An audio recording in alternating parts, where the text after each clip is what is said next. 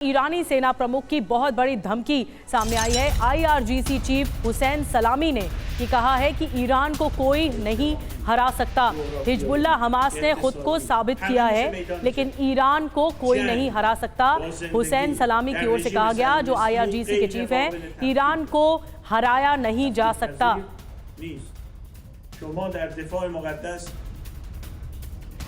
तो ईरान को हराना नामुमकिन है क्या? सवाल यही है। बड़ी खबर क्या है, सबसे पहले वो देख लीजिए। ट्रंप की वापसी पर ईरान का गुस्सा भड़का है और आईआरजीसी चीफ की अमेरिका इजराइल को सीधी चेतावनी सामने आई है। क्या कहा उन्होंने? दुनिया खिलाफ क्यों ना हो, ईरान को कोई नहीं हरा सकता। दुनिया की हर शक्ति के सामने ईरान बेहद कमजोर। ये कह रहे हैं कि ईरान किसी भी तरीके से टूटेगा नहीं और खड़ा रहेगा। इस बयान के मायने क्या है, ये भी हम समझ लेते हैं। निधि जी हाँ, तो ईरान पर ट्रंप की सख्ती के आशंका के बीच ये धमकी सामने आई है। ट्रंप पर दबाव बनाने की एक तरह से कोशिश हो रही है। ट्रंप नए नवेले राष्ट्रपति हैं और अब दबाव बनाने की कोशिश हो रही है। ट्रंप को बताने की कोशिश है कि ईरान न झुका है न झुकेगा। संजय सोए सर, मैं आपके पास आ रही हूँ इसी सवाल के साथ।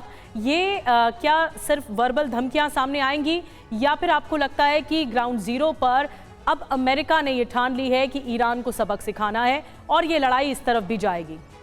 नहीं, बिल्कुल निधि, ऐसा है कि अमेरिका और इजराइल ने शायद अब ये सोच लिया है कि जितने भी मुसीबत है वहाँ पर, हिजबुल्लाह, हमास, हूथी और सीरिया, इराक, जहाँ जहाँ से हमले हो रहे हैं और अमेरिका की बेसिस पर भी हमले हो रहे हैं, रेड सी पर पूरी दुनिया के लिए मुसीबत बनी हुई है, इन सब की जड़ ईरान है।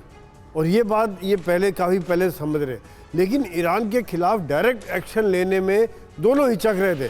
क्यों? पहले प्रॉक्सीज को ख़त्म कर रहे थे।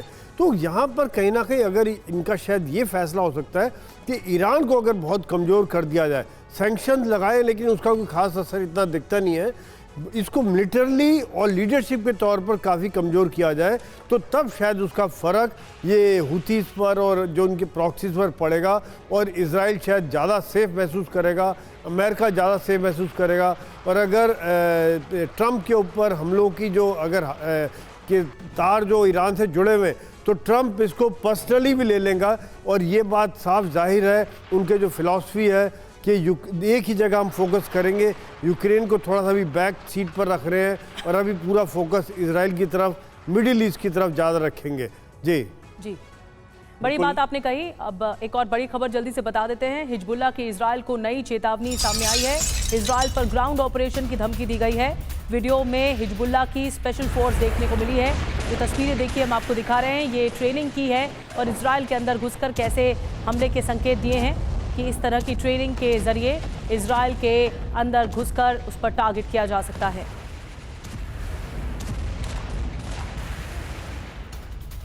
और इस बीच हूती विद्रोहियों का बहुत बड़ा दावा, अमेरिकी ड्रोन MQ-9 गिराने का दावा उन्होंने किया है। यमन के अल ज़ैफ में नष्ट किया drone, surface to air missile से गिराया है इस ड्रोन को।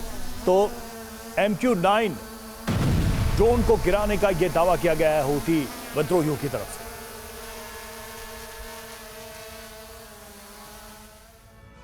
और आइए आपको बताते हैं, 2 दिन 2 विध्वंस, तबाह अमेरिकी ड्रोन। बड़ी बात क्या है, देखिए इस हमले से जुड़ी हुई। यमन में हूती का अमेरिकी ड्रोन पर अटैक हुआ है। बड़ी बात इसमें यह है कि हूती ने 24 घंटे में 2 अमेरिकी ड्रोन नष्ट कर दिए।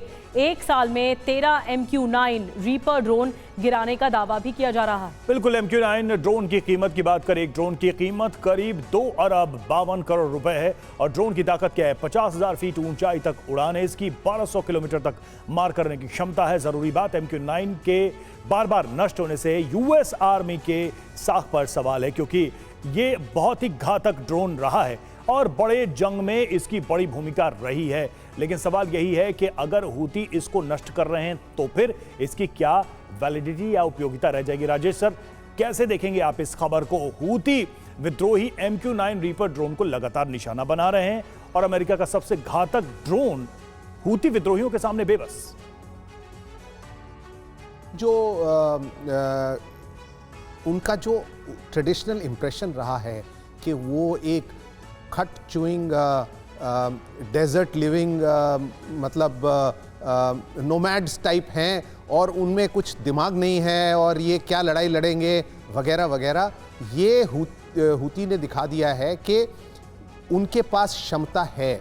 हालांकि उनके जितने भी जो सरफेस टू एयर मिसाइल्स हैं जिससे उन्होंने ये 13 MQ-9 को डिस्ट्रॉय किया है, ये सब ईरान से आए हैं। लेकिन जो उनका टैक्टिकल एक्यूमेन है, जो हालांकि स्ट्रेटेजिकली वो किस तरह से अपना जो भी उन्होंने इजराइल का रवैया लिया है, मेरे ख्याल से वो काफ़ी फेल हो चुका है। लेकिन टैक्टिकल सक्सेसेस जो हैं हूतीस को, वो बहुत ज़्यादा मिल रही हैं। उनका टैक्टिकल एक्यूमेन जो है वो बहुत बढ़िया है। उन्होंने MQ-9 रीपर्स को गिराया है, फिर बैलिस्टिक मिसाइल से शिप्स को टारगेट किया है। बैलिस्टिक मिसाइल से शिप को टारगेट करना, मूविंग टारगेट को करना काफ़ी मुश्किल समझा जाता है, लेकिन किसी तरह से उन्होंने, हालांकि काफ़ी मिसेस भी हुए हैं पर कुछ सक्सेसेस भी हुए हैं। तो मेरे हिसाब से हूती एक ऐसा थ्रेट है जिसको लाइटली नहीं लिया जा सकता।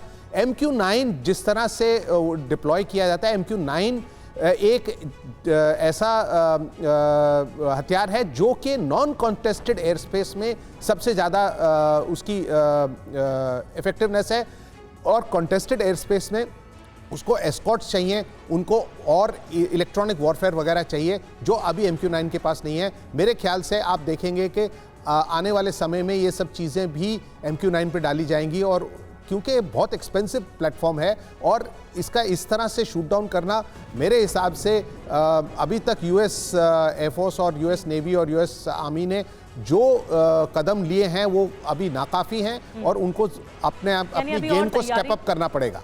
यानी अभी और तैयारी बाकी है। MQ-9 रीपर ड्रोन्स के बारे में और ज़्यादा जानने के लिए सुमित भी हमारे साथ हैं। सुमित, ये जो, क्योंकि देखिए अभी जो नई लड़ाई या नई जंग जिसे कहा जा रहा है वो ड्रोन के माध्यम से लड़ी जा रही है, तो ऐसे में क्या तैयारी हो सकती है हूती की अटैक करने की या रिटेलिएट करने की?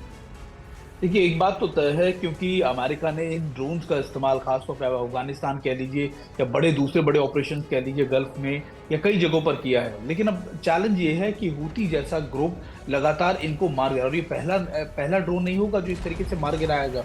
इससे पहले भी कई बार वो सक्सेसफुल अटेम्प्ट कर चुके हैं। तो इससे दिखाता है कि अब इसको काउंटर करने की, इसको अटैक करने की जो मैकेनिज्म है, टेक्निक है, वो ना सिर्फ हूती बल्कि दूसरे प्रॉक्सीज के पास भी आ गए। तो निश्चित तौर पर अगर ये चीजें उनको ईरान से मिली है तो ये कहीं और भी गई होंगी, कई और प्रॉक्सीज को भी मिली होंगी। तो ये अमेरिका के लिए एक बड़ा चैलेंज है, जैसे लगातार हमारे एक्सपर्ट भी बता रहे थे। और ये सबसे बड़ा इंपॉर्टेंस अभी क्या है, अभी ये है कि अमेरिका ना सिर्फ इसको रिवाइव करने की कोशिश करे, बल्कि अब सबसे बड़ी दिक्कत ये होगी अमेरिका के लिए कि कैसे इसको आप इसे ठीक कर सकते हैं, क्योंकि ड्रोन एक ऐसा मैकेनिज्म है जिससे अभी इजराइल भी परेशान है। हूती जो ड्रोन लगातार आप कह सकते हैं कि फ्लाई कराते हैं, वो तेल अवीव तक जाकर टारगेट करता है। तो लो फ्लाइंग ऑब्जेक्ट और इस तरीके के ड्रोन से लगातार अटैक करना ज्यादा आसान हो गया। तो निश्चित तौर पर ये बड़ी चिंता की बात